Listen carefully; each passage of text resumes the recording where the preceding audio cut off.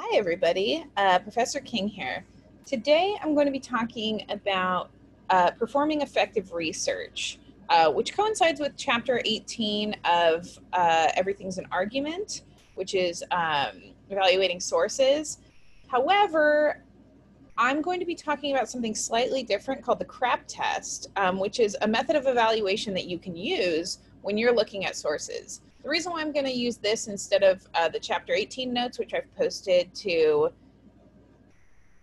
Canvas, is that this is going to be a little more accessible. It's going to give you some really great skills to utilize when you are researching sources. And it's a little more thorough than Chapter 18. So Chapter 18 is still up on Canvas. However, this is going to be like kind of the main focus, and Chapter 18 is kind of the addendum or the ancillary information that goes along with this. So I'm going to take it to the share screen and we'll talk about the CRAP test. If you have already heard about the CRAP test, this will be great review for you. If you haven't heard about it, yes, it's a silly name to help us, remember a very helpful method of evaluating research. So again, the CRAP test, I'll explain what it means in a moment, but it's a way of performing effective research. I don't know how many times and how many videos now you've seen me or heard me say that you need to avoid Google at all costs. This is going to be kind of my way of showing you why that is, and why now that you're in this community with these sets of standards, being the academic scholarly community, why it's not okay to use Googled sources as your primary source of information. So we're going to talk CRAP test. So the CRAP test, it's a method for evaluating research based on currency, reliability, authority, and purpose and point of view. Hence CRAP. Some people put CRAPP, hence CRAP, right? It's a great mnemonic device to remember because it helps you to sort of sort out the crap from the good research, right? And again, we'll look at two very different examples of that today. But first, I'm going to go over what each of these pillars of the CRAP test mean, what they stand for, how you execute them in your own research, etc. So, no, kind of off the bat, is two things. First off, we're in academic writing, right? We're not texting our friends. We're not writing love letters to our partners. We're writing for an academic audience, for a scholarly audience. So that has different criteria than if we were writing a letter to our grandmother, right? But in academic writing, you are entering into an academic conversation, right? You are arguing with scholars, with people who surround themselves, their daily lives, their interests, their missions, their purpose with research, with the furthering of scholarly knowledge, with the desire to find the most reliable truths in research that we can find, right? So you want to be sure that you have verifiable, accurate, and pertinent research that supports your argument. Verifiable meaning you can verify it, you can double check it, it's consistent, right? That it's accurate, that it's not misleading, that it's not false, that it's not outright lying to you and your audience, and that it's pertinent, meaning it's relevant to the discussion you're talking about, so that your claims are viewed as valid and significant, right? Valid and significant. One of the ways that we appeal to ethos as writers, one of the main ways we do it, is by showing that we've done effective research. If we haven't done effective research, then how is our audience going to trust what we have to say? Right? A lot of students in college say, well, I don't have a PhD. I don't have all, these published research articles, et cetera, et cetera. So how do I prove to people that I'm an ethical, believable source? This research is how you do it, to show that you are engaging with the very sophisticated level of knowledge acquisition that scholars are engaging in, right? So let's talk about the first pillar, currency, the C, right? So you have to ask yourself, when you are researching sources, you have to ask yourself the following questions. how recent, and when we say currency, we're not talking about this kind of currency, we're not talking money, we're talking about this kind of currency, time, right? And timeliness, right? That appeal to kairos that we've talked about a little bit in chapter 1, or the occasion for argument, right?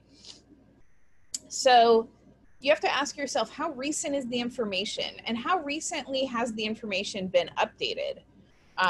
You know, if we're talking about divorce rates, you don't want to get information that's from the 50s. You want to get information that's from 2020, because, you know, divorce, the culture of divorce and the way we look at divorce has changed significantly in the past 70 years.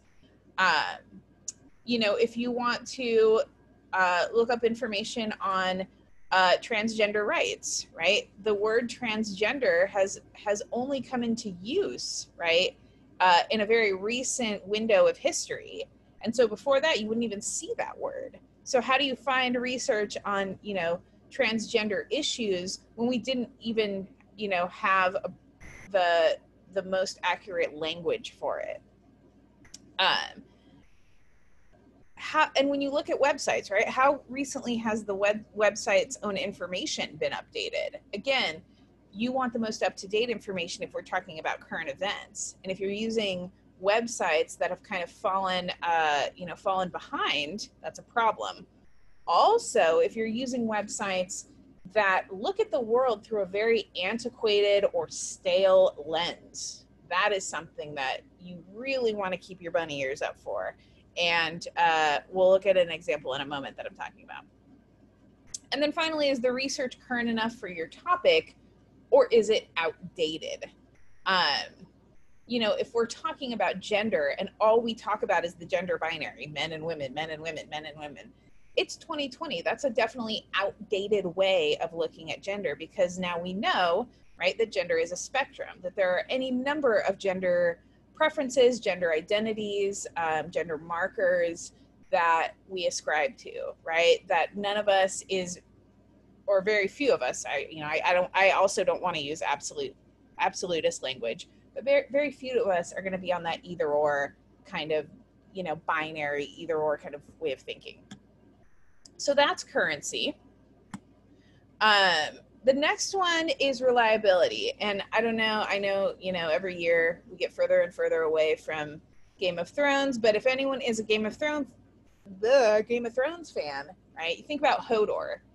Hodor is nothing if not reliable, right? Hodor may not have all of the skills, he may not have all of the pillars, right?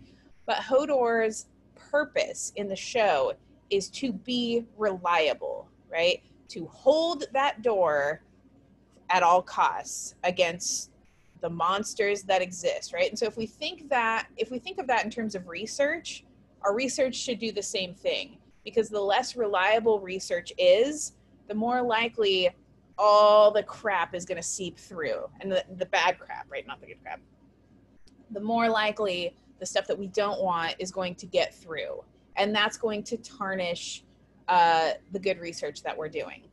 So when you're looking for reliability, right, you want to ask yourself the following questions. Is the source information based on facts and statistics, or is it padded and really has no substance, right? This one is very hard for new college students, because our impulse is to get the easy thing, right? To get the thing that's easy to understand, to go to the Googled website where we understand all the language because it's written at, you know, a 3rd or 4th grade level. What's more difficult is to go to the scholarly website, the academic journal, and grapple with meaning a little bit, but ultimately get way better research, right? We should be choosing the latter of those two options. Is the content of the source based primarily in opinion, right? Is the author's argument balanced, showing both or multiple, not, you know, again, not just two, but a lot of times there's 40 sides of an issue. And does the author address other ideas that are opposed to her own? So if it feels very like drilling something into you, not objective, there's not a lot of research or work done behind it, it's just kind of like, here's the info, believe it, right? Like, there's a problem with that. So you need to be objective, you need to show all sides, you need to address counter arguments, but also the scholarly sources that you're researching need to do the same thing. Because And think about it this way. Why do you think we're teaching you this stuff, right? Why do I teach you how to address counter arguments or to think objectively? It's because in this community, that is what we do, right? We don't name call. We don't, engage in ad hominem attacks. We don't just spread information willy-nilly without considering it first, right? That is what academic learning is all about. We don't just share information that makes us comfortable, right? Sometimes statistics we get, we go, oh my gosh, I never knew that, or oh, I didn't think that was actually the case. And then we're confronted with that and we go, okay, I got to do something with this, right? I got to think about this, think this through logically. And also, huge key indicators that something is reliable in terms of a scholarly environment is that it has a reference page, like what you would call a bibliography or a work cited, and that the sources are evaluated, right? That can be done in a number of ways. That can be done through the use of an annotated bibliography. That can be done within the article itself. If you think about Gia Tolentino's Trick Mirror, she does a great job of this. Not only does she provide the bibliography of all of her sources at the end of her book for every single chapter, but she also, within the body of her essays, of her chapters, she evaluates the sources. She says what the writers are doing well and where they missed the mark, right? So that is a great indicator of reliability. I'm not saying Gia Tolentino is perfect. I'm not saying you have to agree with her argument, but she is engaging in a level of scholarly research that is reliable, right? That's why she writes for the New Yorker, why she's like one of the head people at the New Yorker, right? It's because she worked her buns off and did all this stuff, right? Succeeded, excelled in this community. The next one, the next pillar is authority. That's the A, right? So when you're looking at authority, right? A lot of times when we're reading an article, it's kind of like this. When we think about the writer, the rhetor, the creator of the piece, we don't know anything about them. It's just, someone hiding behind the text. But we have to find out about them because otherwise we can open ourselves up to any number of problems. So you have to ask yourself, who's the creator or the author of the piece? Who are they? What do I know about them? If I can't find out information about this person, what does that tell me, right? Or if I find out stuff and I realize it's not scholarly, it's not academic, that this is just some Yahoo, right? Like who wants to make a blog or an internet site or wants to, rant on QAnon about something, right? Like, that's not going to be helpful. So, who's the creator? What are the creator's credentials? I'll get rid of that his, her, because I want to get out of that binary gender language.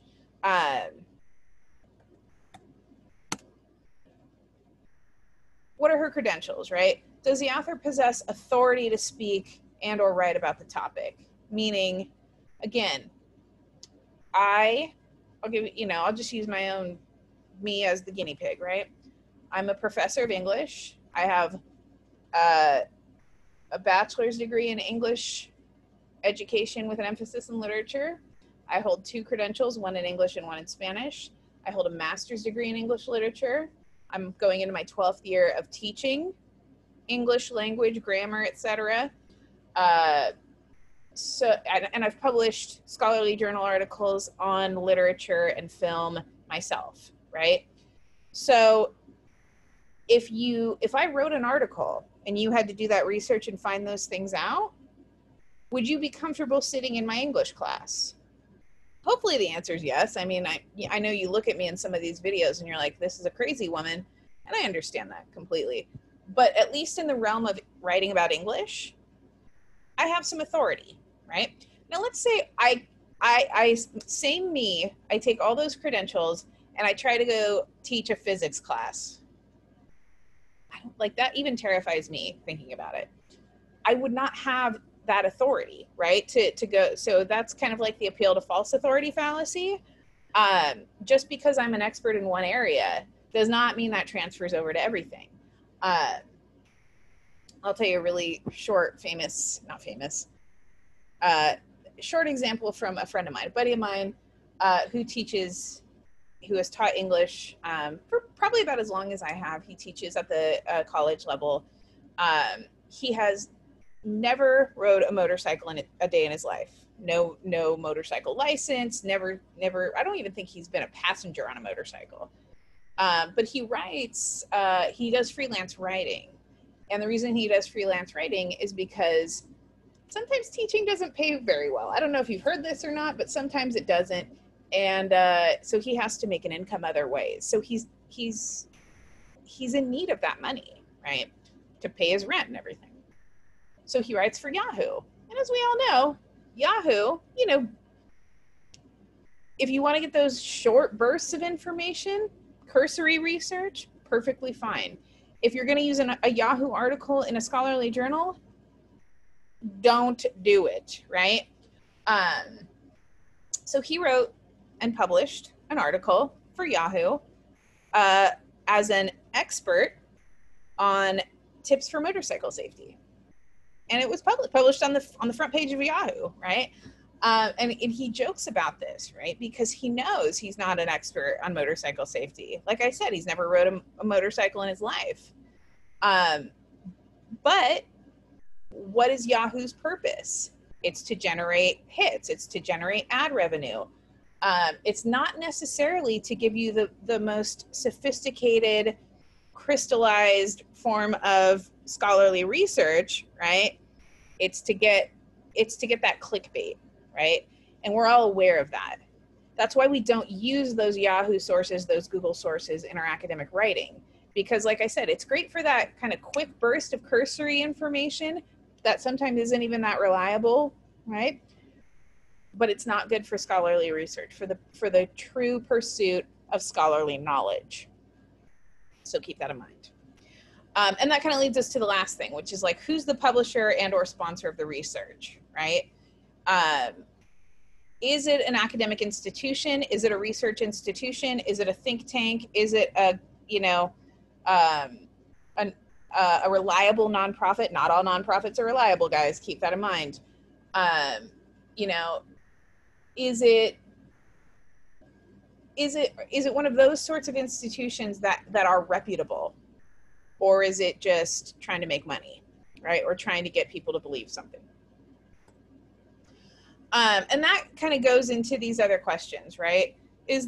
Are they reputable? What is their interest in this information, right? Does it make sense that this particular publisher would endorse such research? Again, Yahoo is not, they're not a leading researcher on engineering, right?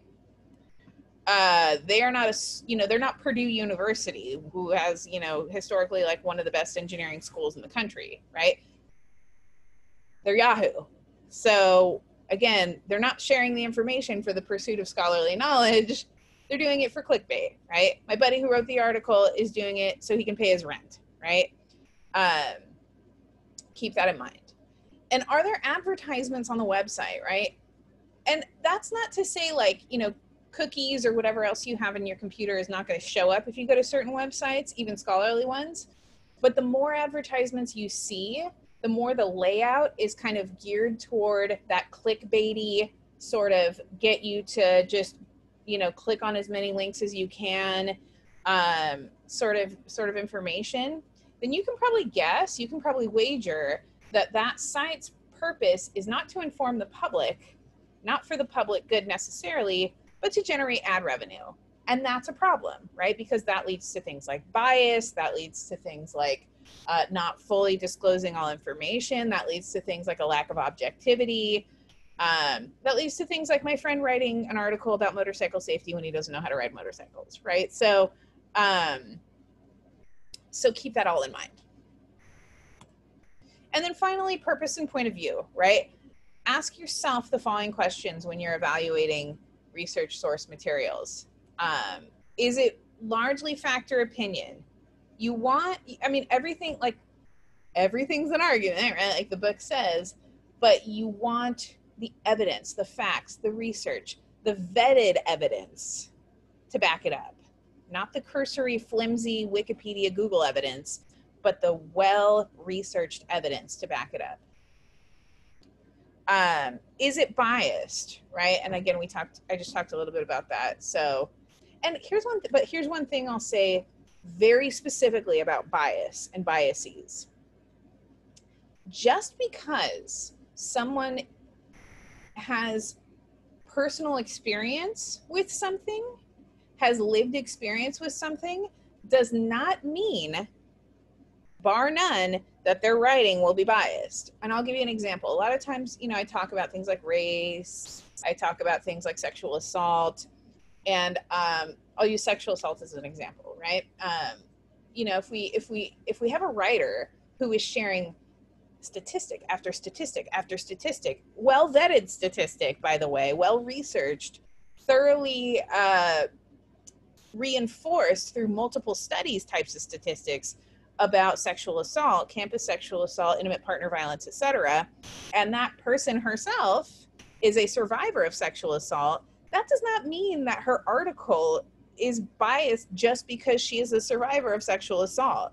What that means is that you have to read the whole article, and if you find bias in the language, that person is biased. If it's just, oh, this woman is African American and she's talking about issues pertaining to Black Lives Matter, she's biased. No, that's not how that works.